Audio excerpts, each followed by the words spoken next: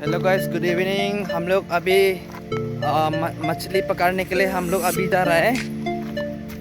देखो ये आदमी से हम लोग अभी जंगल में हैं। पहली बार वो कह रहे हैं कि भाई मजा आया, और मैं ये जो मजा है हिंदुस्तान के हर व्यक्ति को देना चाहता हूं। अभी मजा आएगा ना भिड़ो। नानजी भाई अभी आएगा रोड पे। माल की दे।